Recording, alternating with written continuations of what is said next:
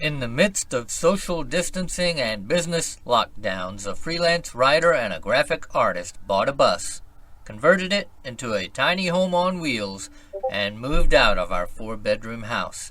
1 year later, we downsized to a Chevy Express. Now we travel between Texas and Pennsylvania from April through November while exploring small towns with rich histories. In the winter, we hunker down in Texas in our schoolie and dream of our next big trip. We're Alan and Teresa. And we're rolling with our nomies. Okay, today we're in Anderson, Texas. Anderson was originally named Fanthorp after the town's founder, but it was changed to Anderson after the death of the last vice president of the Republic of Texas. He died in Anderson in 1845. Now, the cool thing about Anderson is it's the county seat of, is it Anderson County? No, it's Grimes County. Grimes County, yeah. It's the county seat of Grimes County, but it's not the largest town in the county. In fact, another town, Navasota, is about 10 miles away, and it's the largest city in the county because it got the railroad. Because Anderson turned them down. They offered to come to Anderson. Anderson said, no, thank you. Okay. Right. I guess the leaders in Anderson at the time didn't realize that if you got a railroad in the 19th century, that was going to make your town grow. They were a stagecoach town. So they didn't want a railroad. They were a stagecoach town. Right. So they never got more than 500 people living there in their little town. Navasota got the railroad. It grew, and that meant economic prosperity and all the other things that come along with that. So now the cool thing also about the Grimes County Courthouse is it's beautiful courthouse. You can see it coming into town. Yeah, you can see it coming into town. It's not as prominent as, say, some of the others that we've seen coming into town. But it's absolutely gorgeous. There is one big, beautiful view when you crest a hill coming into town. You get a good view of it. We didn't walk the streets around the courthouse because there was a antique car show going on. We drove through it in the middle of the street, and we didn't realize that until we were already in the square, and there they were. So we drove through the car show, but we didn't get out and walk the streets. Another interesting fact here is the courthouse. It survived 2 fires, but it also hosted the trial of a Barrow Parker gang in the 1930s. Clyde Barrow and Bonnie Parker, famous outlaw duo. So that's pretty cool. Yep. But we did visit the Fanthorp Inn.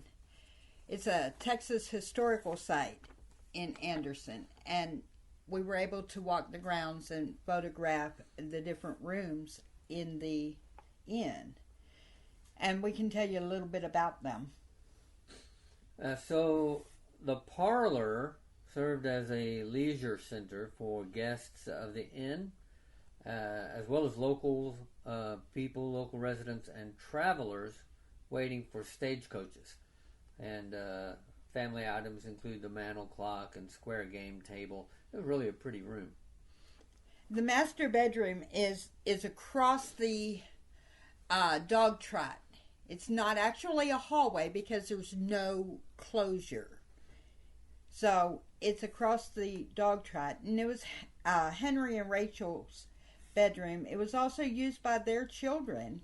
It's Henry and Rachel Fanthorp. Yes. Yeah. So Fanthorp Inn was owned by Henry Fanthorp. He was the founder of the town.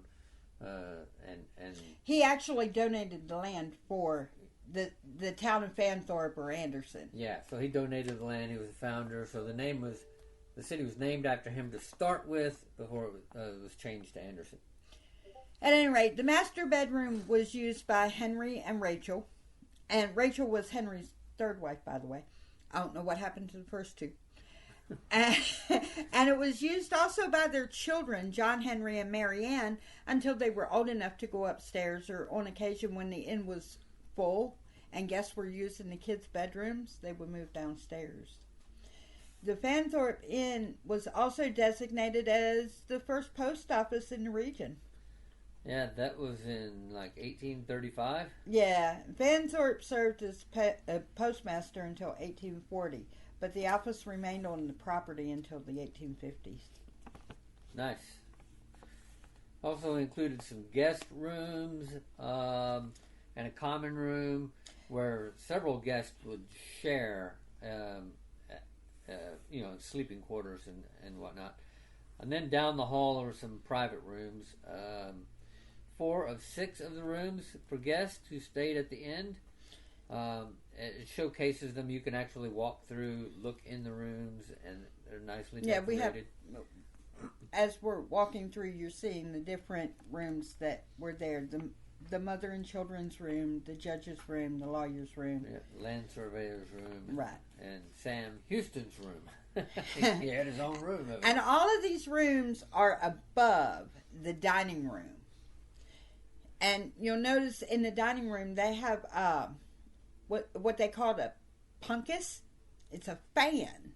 And there's a rope over by the fireplace that someone would actually pull to move the fan blades back and forth to keep the flies away from the guests and the food.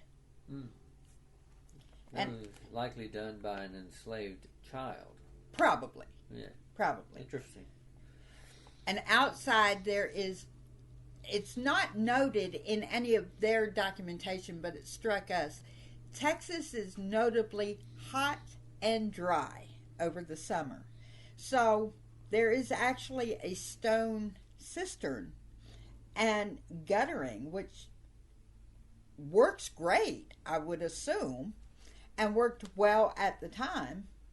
But it was definitely an eye catcher. And the kitchen for the inn is no longer in existence, but the foundation is right next to the cistern. The corn crib was purchased. Henry Fanthorp purchased a quarter league of land in 1833, and so he lived in a small log structure on the property, which was also used for corn storage. So that's what this small building is, a corn crib.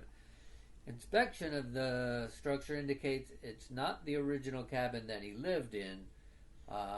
Instead, it was built and brought onto the property later in the 19th or early 20th century. But it would have looked something similar to that.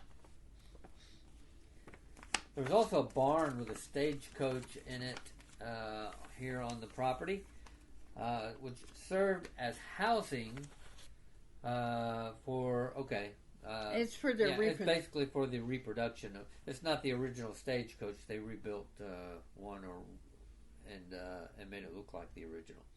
So that's basically what that is. And they actually do have the stagecoach out and on display and hooked up to horses and whatnot at different times. It wasn't the day we were there.